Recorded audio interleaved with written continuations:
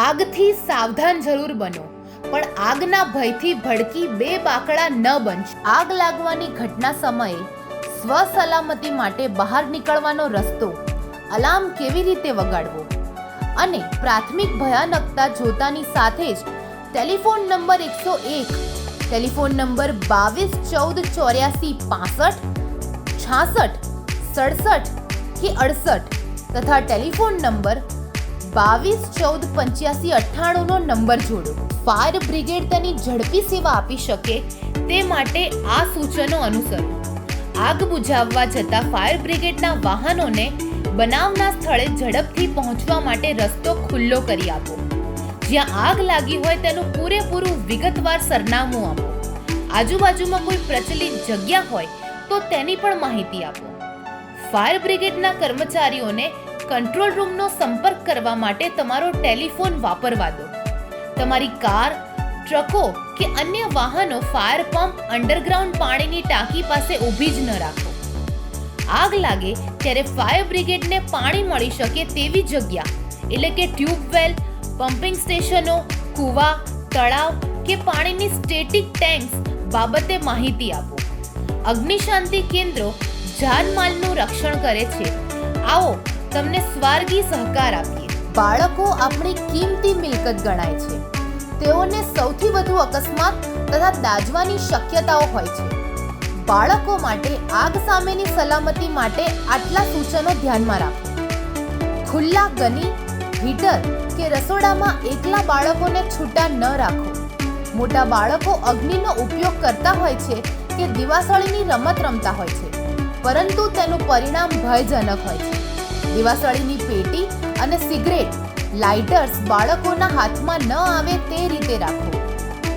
જો નાના બાળકો હીટર અથવા બીજા ગરમ થાય તેવા સાધનો લગાવેલા હોય તેવા રૂમમાં રમતા હોય તો તે સાધનોને જાળી લગાવેલ છે કે નહીં તેની ખાતરી કરવી, જેથી બાળકો ગરમ સાધન ઉપર હાથ ન મૂકે.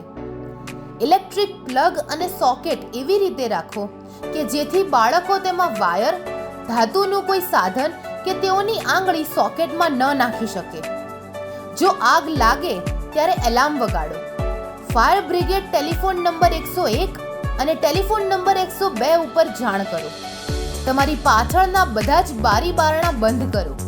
વહીવટ કરતા માણસને જાણ કરો. 60% જેટલી આગ મોટે ભાગે વીજળીના મૂળ કારણો જેવા કે શોર્ટ સર્કિટ, ઓવરહીટિંગ, ઓવરલોડિંગ, હલકી કક્ષાના સાધનોનો વપરાશ, ગેરકાયદેસર વીજળીના વાયરોનું જોડાણ, અયોગ્ય ઇલેક્ટ્રિકલ વાયરિંગ, બેકાળજી અને અજ્ઞાનતાના કારણે લાગતી હોય છે.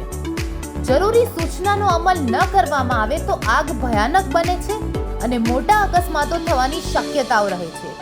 આ માટે વીજળીથી લાગતી આગ સામે સલામતી રૂપે આ પગલાં ચોક્કસ લો. ISI દ્વારા પ્રમાણિત કરેલા સાધનો વાપરવા. કરેક્ટ રેટિંગવાળા સારા ફ્યુઝ, મિનિએચર, સર્કિટ બ્રેકર તથા અર્થ લીકેજ સર્કિટ બ્રેકરનો ઉપયોગ કરવો. એક સાધન માટે એક સોકેટનો ઉપયોગ કરવો. આગથી અસર પામેલ વિસ્તારમાં વીજળીનો પાવર સપ્લાય બંધ કરવો. આગની સામે મોટી સલામતી માટે ફ્યુઝ તથા સ્વિચો મેટાલિક ક્યુબિકલ્સથી માઉન્ટેડ કરવા જોઈએ.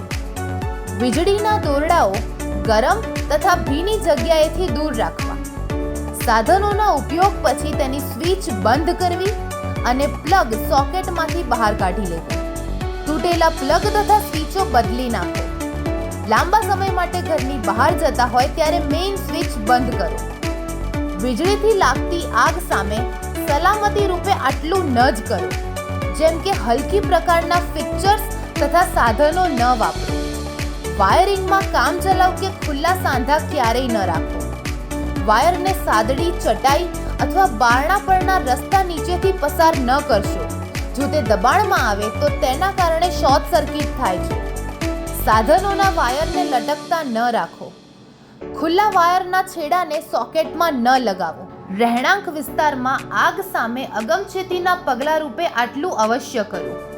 રાંધતી વખતે ઢીલા તથા ખુલ્લા કપડાં ન પહેરો.